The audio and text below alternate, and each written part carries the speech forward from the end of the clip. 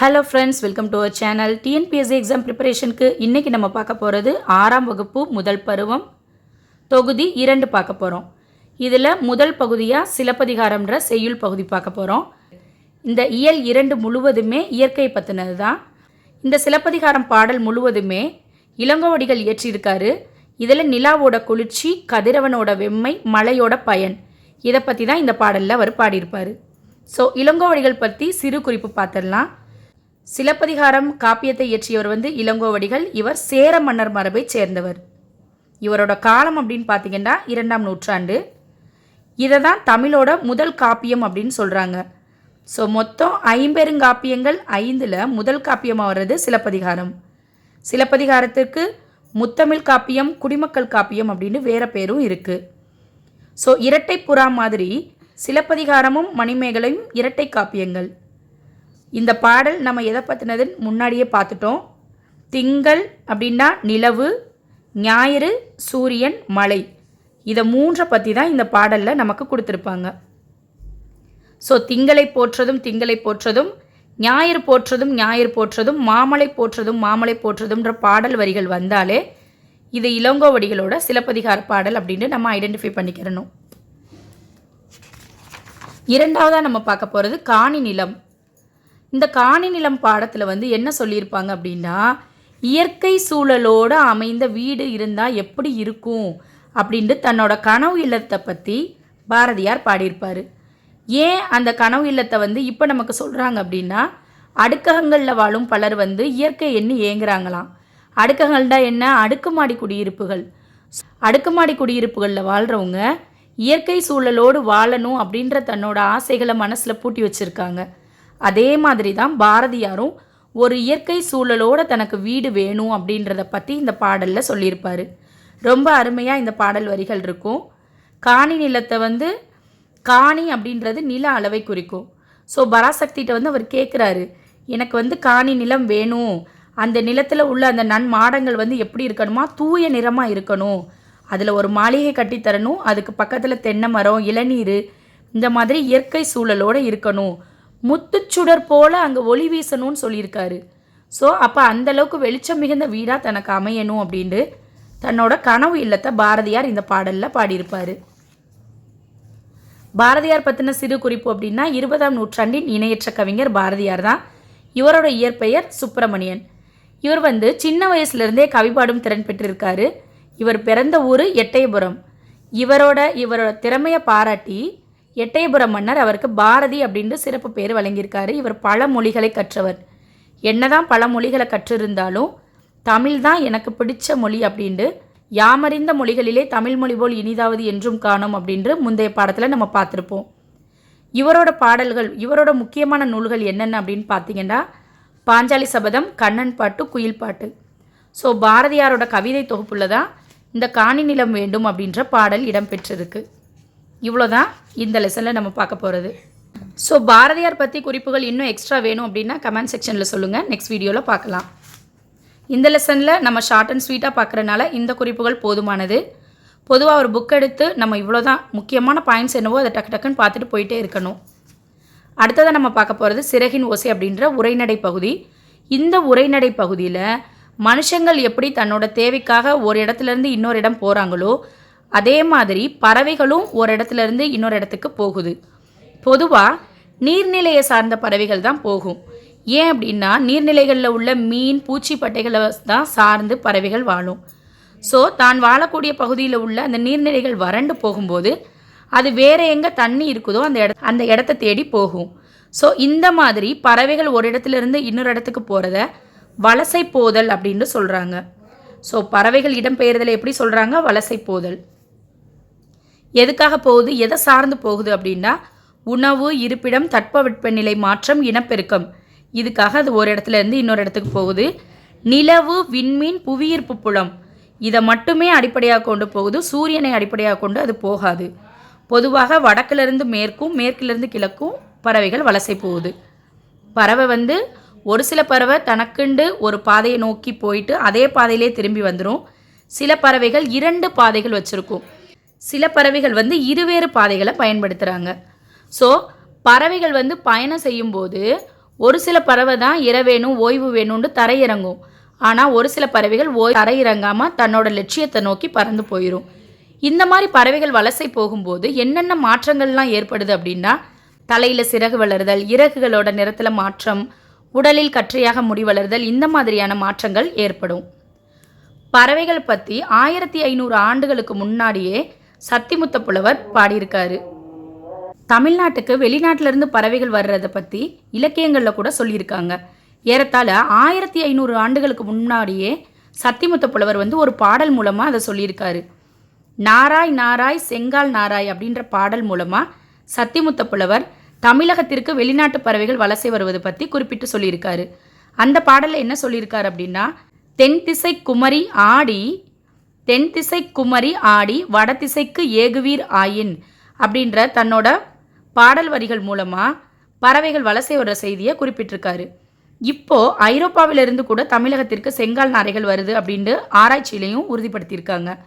So வெளிநாட்டு பறவைகளுக்கு புகலிடமாக இருக்கிறது என்ன அப்படின்னு கேட்டிங்கன்னா தமிழ்நாடு தான். இப்போது ரொம்ப சீக்கிரமாக அழிந்து வர்ற பறவை அப்படின்னு எடுத்துக்கிட்டிங்கன்னா சிட்டுக்குருவி. சிட்டுக்குருவி குருவி உருவத்தில் சின்னதாக இருந்தாலுமே அதை பார்த்த உடனே ஆண் பெண் அப்படின்ட்டு ரொம்ப சீக்கிரமாகவே இனம் கண்டுபிடிச்சிக்க முடியும். ஆண் குருவியோட தொண்டை பகுதி கருப்பு நிறத்தில் இருக்கிறத வச்சும் பெண் குருவிக்கு மங்கிய பழுப்பு நிறத்தில் இருக்கிறத வச்சும் நம்ம ஆண் பெண் அப்படின்றத ஐடென்டிஃபை பண்ணிக்கலாம். இது சிட்டுக்குருவியை பற்றி ஒரு சில விளக்கங்கள். ஸோ சிட்டுக்குருவி கூடு கட்டி தான் வாழும். அது 14 நாள் வரை அடை காக்கும். 3லிருந்து 6 முட்டைகள் வர விடும். இது சின்னதாக சிட்டுக்குருவி பற்றி நம்ம ஒரு சில விஷயங்களை பார்த்துக்கிறோம். அதே மாதிரி துருவ பகுதியை தவிர மற்ற எல்லா இடங்கள்லையுமே சிட்டுக்குருவி வாழுமா. ரெண்டாவதாக இமயமலை தொடரில் கூட 4000 மீட்டர் உயரத்தில் சிட்டுக்குருவி இருக்குது அப்படின்ற மாதிரி சொல்கிறாங்க. ஸோ சிட்டுக்குருவி எதை டிபெண்ட் பண்ணி இருக்குது? தானியம், புழுப்பூச்சி, மலர் அரும்புகள், இளந்தளிர், தேன் இதெல்லாம் தான் அது உணவாக எடுத்துக்கிறோம். ஸோ இப்போ சிட்டுக்குருவி அழிஞ்சிட்டு வர்றதுக்கு காரணம் என்ன அப்படின்னு பார்த்தீங்கன்னா, விவசாயத்தில் உள்ள பூச்சிக்கொல்லி மருந்துனால அதுக்கு தேவையான புழுப்பூச்சிகள் கிடைக்கிறதில்ல. கட்டடங்கள் அதிகமாக கட்டுறனால அதுக்கு மரம் செடி கொடிகள் இல்லாதனாலையும் சிட்டுக்குருவி ரொம்ப வேகமாகவே அழிஞ்சிட்டு வருது. புதர் இல்லை, எல்லா இடத்துலையுமே நம்ம அழிச்சிட்டு வீடுகள் கட்டிக்கிட்டு தான் இருக்கோம். அதனாலேயே சிட்டுக்குருவி ரொம்ப அதிகமாக அழிஞ்சிட்டு வருது. டவர் ப்ராப்ளமும் இதில் ரொம்ப முக்கியமான ஒரு விஷயம். அதே மாதிரி நம்ம சிட்டுக்குருவியை காப்பாற்றணும் அப்படின்னா ஒரு சில விஷயங்கள் செய்யணும். மரம் வளர்க்கலாம், ஆள் அரசு போன்ற மரங்களை வளர்க்கலாம், அவரை புடலை போன்ற கொடிகளையும் வளர்க்கலாம். நம்மளோட மண்ணுக்கு ஏற்ற மாதிரி நம்ம மரங்களை வளர்த்தாலே சிட்டுக்குருவிக்கு தேவையான இடம் கிடைக்கும். நம்மளால் முடிஞ்ச உதவியை சிட்டுக்குருவிகள் இனப்பெருக்கத்துக்கு நம்ம செய்யலாம். அதே மாதிரி காக்கை குருவி எங்கள் ஜாதி அப்படின்னு பாரதியார் பாடியிருக்காரு. வீட்டில் தன்னோட மனைவி சமைக்கிறதுக்கு வச்சுருந்த தானியங்களையே குருவிக்கு போட்டு மகிழ்ந்தவர் நம்மளோட பாரதியார். நெக்ஸ்ட்டு ஒரு முக்கிய குறிப்பு அப்படின்னு பார்த்தீங்கன்னா, இந்தியாவின் பறவை மனிதர் அப்படின்ட்டு குறிப்பிடப்படுறவர் டாக்டர் சலீம் அலி. இவர் இந்தியாவோட பறவை மனிதர் அப்படின்னு அழைக்கப்படுறாரு. தன்னோட வாழ்க்கை வரலாற்று நூலுக்கு சிட்டுக்குருவியின் வீழ்ச்சி அப்படின்ட்டு பேரிட்டிருக்காரு. The fall of sparrow. மனுஷன் இல்லாத உலகத்தில் கூட பறவைகள் வாழும், ஆனால் பறவைகள் இல்லாத உலகத்தில் மனிதன் வாழ முடியாது அப்படின்றத குறிப்பிட்டு சொன்னவர் சலீம் அலி தான். பறவைகள் பற்றி முக்கியமான விஷயம் என்ன அப்படின்னா, உலகத்திலேயே மிக அதிகமான தொலைவு பயணம் செய்யக்கூடியது ஆர்டிக் ஆலா அப்படின்ற ஒரு பறவை இனம். இது 22,000 கிலோமீட்டர் வரை பயணம் செய்யுமா. ஸோ பறவையை பற்றின இந்த படிப்பை ஆர்னித்தாலஜி அப்படின்ட்டு சொல்கிறாங்க. உலக சிட்டுக்குருவிகள் தினம் மார்ச் 20 கொண்டாடப்படுகிறது. ஸோ இயற்கையோடு கலந்து இந்த சிட்டுக்குருவியோட வாழ்க்கை வரலாறு பற்றினது தான் இந்த சிறகின் ஓசை அப்படின்ற பாடம். இதில் நம்ம பார்த்த முக்கியமான விஷயம் டாக்டர் சலீம் அலி, அதுக்கப்புறம் சிட்டுக்குருவியோட வலசை போதல், இந்த மாதிரி சில விஷயங்கள் நம்ம பார்த்துருக்கோம்.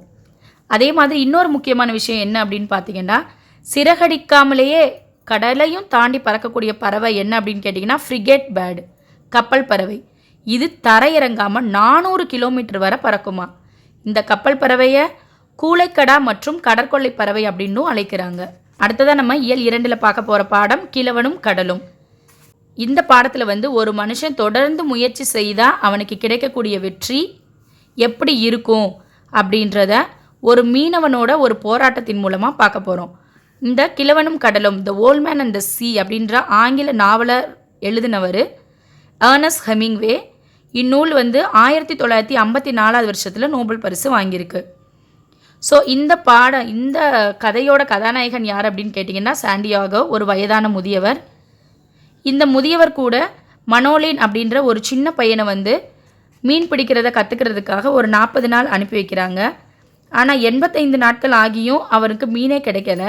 அதனால் அவனோட பெற்றோர் என்ன செய்கிறாங்க, இனிமேல் நீ அவர் கூட மீன் பிடிக்க போக வேணாம் அப்படின்னு சொல்லிடுறாங்க. உடனே சாண்டியாகோ தனியாக தான் மீன் பிடிக்க போகிறாரு. போன இடத்துல அவரும் பல நாட்கள் காத்திருந்து பார்க்குறாரு, ஆனால் மீனே கிடைக்கல. ரொம்ப மனம் வருந்தி போன அவர் வந்து மன தளர்ச்சி அடையாமல் இனிமேல் உயிரே போனாலும் மீன் பிடிக்காமல் இந்த கடலை விட்டு போக மாட்டேன் அப்படின்ற ஒரு உறுதியான முயற்சியோடு அங்கே இருக்கிறாரு. அப்படி அவர் இருந்த சமயத்தில் அவரோட தூண்டிலில் மாட்டுறது தான் ஒரு பெரிய மீன். பயங்கர போராட்டத்துக்கு அப்புறம் அந்த மீனை அவர் எடுத்து தன்னோட படகுல கட்டுறாரு. ஆனால் கொஞ்ச நேரத்திலே சுறா மீன்கள் வந்து அதை தாக்கி அந்த மீனில் உள்ள எல்லா தசைப்பகுதிகளையும் சாப்பிட்டு தலை மட்டும்தான் மிஞ்சி இருக்குது. வீட்டுக்கு வந்து அவர் ரொம்பவே சோகத்தில் இருக்கார். அவரை பார்க்க வந்த மனோலின், கவலைப்படாதீங்க தாத்தா, நீங்கள் வந்து தோற்று போகலை, ஜெயிக்க தான் செஞ்சுருக்கீங்க, அதனால நம்ம தோத்துட்டோன்னு மட்டும் நினச்சிடாதீங்க அப்படின்ட்டு அவரோட முயற்சியையும் அவரோட முயற்சிக்கு கிடைத்த வெற்றியையும் பாராட்டியிருப்பான்.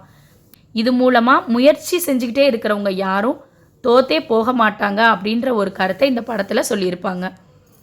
இந்த பாடத்தோட கடைசி பகுதியாக இலக்கண பகுதி. இதில் நம்ம முதலெழுத்தும் சார்பெழுத்தும் பார்க்க போகிறோம்.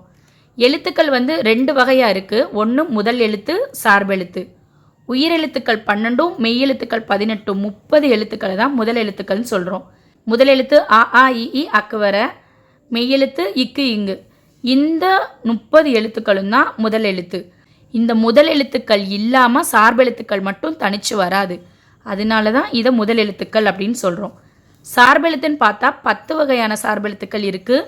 உயிர்மெய், ஆயுதம், உயிரெலபடை, ஒற்றலபடை, குற்றிய லிகரம், குற்றிய லுகரம், ஐகார குறுக்கம், அவுகார குறுக்கம், மகர குறுக்கம், ஆயுத குறுக்கம். இந்த பாடத்தில் நம்ம பார்க்க போகிறது உயிர்மெய், ஆயுதம்.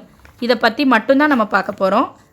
மெய்யெழுத்துக்களும் உயிரெழுத்துக்களும் ஒன்றோட ஒன்று சேர்ந்து வருவதால் தான் உயிர்மெய் எழுத்துக்கள் தோன்றுது அப்படின்றது நமக்கு தெரியும்.